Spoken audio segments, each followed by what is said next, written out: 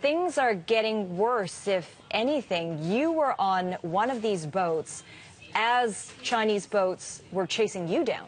Oh, it's very dramatic out there and very, very tense, Angie.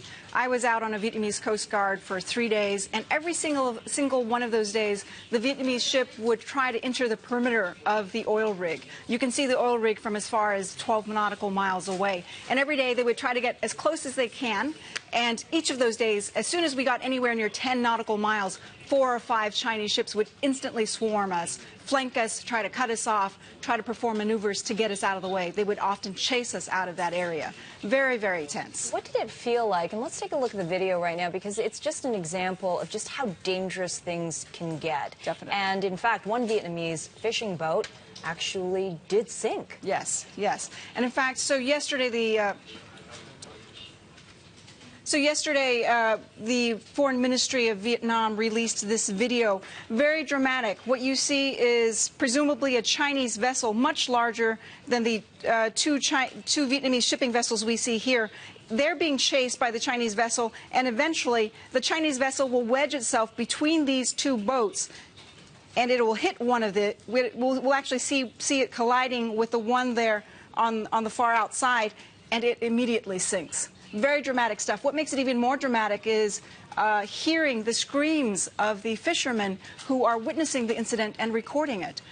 This is surely going to, cause a reaction, obviously, in Vietnam. Now, yesterday, the Chinese government responded by saying that it's really the Vietnamese ships that are provoking its Chinese vessels out there, and that they called on Vietnam to stop the provocation. Of course, that provocation is just part of this ongoing fight in these waters over just whose territory, maritime territory, it actually is. What options does Vietnam have?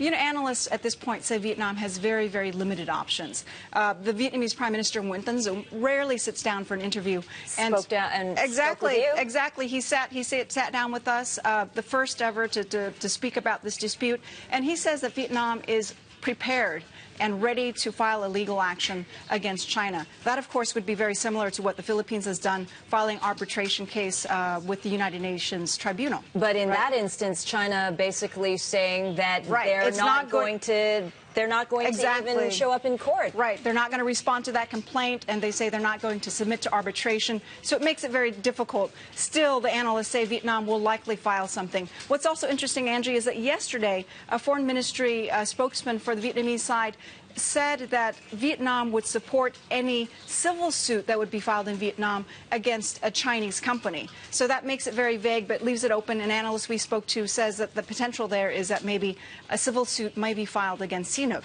Chinese oil rig, the company that owns the Chinese oil rig. And really, that is non-confrontational, but puts a spotlight on China.